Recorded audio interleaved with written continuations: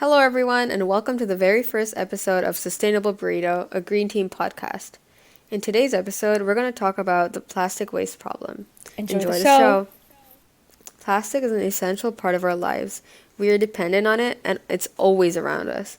Look around you right now. It's very likely that you have several items made of plastic right there next to you.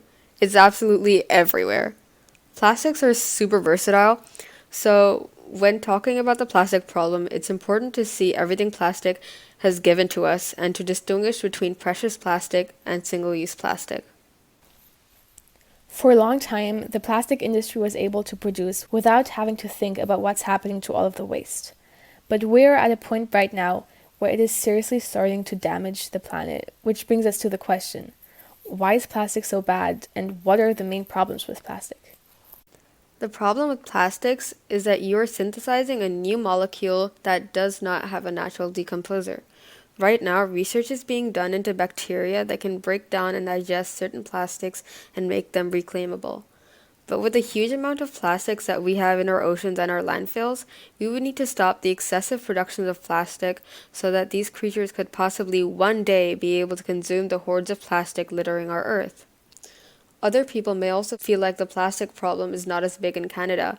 So, why should we even concern ourselves with this? In Montreal, we might not feel the impacts of the plastic pollution crisis, and this has many reasons. A lot of the plastic waste ends up in Southeast Asia, but the problem still originated from Western countries because we ship most of our plastic there. In 2018, China stopped accepting recycled plastic waste, which originated from countries such as the USA, the UK, Germany, and Japan. We then send our plastic to Southeast Asian countries such as Thailand, Malaysia, and Vietnam. And after these countries also put up restrictions, we're now sending most of it to Indonesia. While one could argue that these give valuable jobs to people living there, the negative impacts the recycling industry has on the area surrounding it are devastating. Most of the plastic that we ship there does not have high enough quality to be recycled, and most of it ends up in landfills, in streets, in the ocean, or being burnt, which releases toxic air, which is damaging to people's health. It can be expected that soon these countries will also put up restrictions on their recycled plastic importations.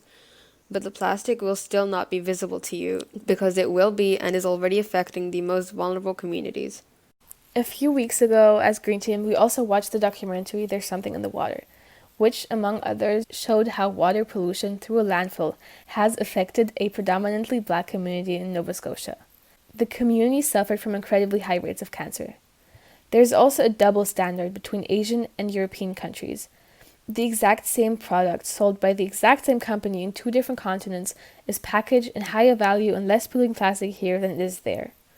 As Greenpeace puts it, both around the world and in our own countries, waste often flows into the communities without the money or government support to protect themselves. We need to wake up to the fact that plastic pollution is an environmental justice issue. We have to find a combination of reducing the amount of plastic we produce to the minimum, only for the things that have a long lifespan, and make sure that these are made out of high quality recyclable plastic, and finding solutions for the billions of tons of plastic that already exist in the world and takes such a long time to decompose.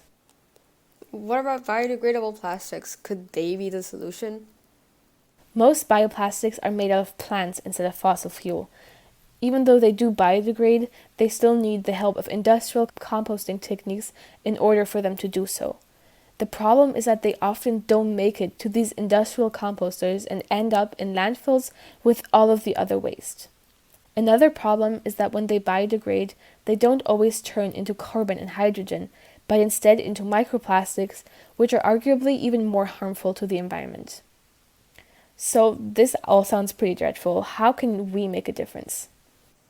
The plastic problem is a big one, and it can feel like it's just you as a single person working against the entire system of polluters. While it can feel like a problem that's too big to tackle, we cannot stop pushing for change towards a cleaner future, and you can make an impact too. First, you can make some easy personal choices like staying away from single-use bottles, cups, straws, etc.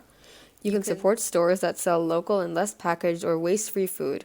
You can also change the behavior of your local supermarket because they want to please the consumer and enough voices will create change. Lastly, you can help the Green Team push LCC to significantly reduce the amount of plastic packaging in our school. You are part of the LCC community. Get involved.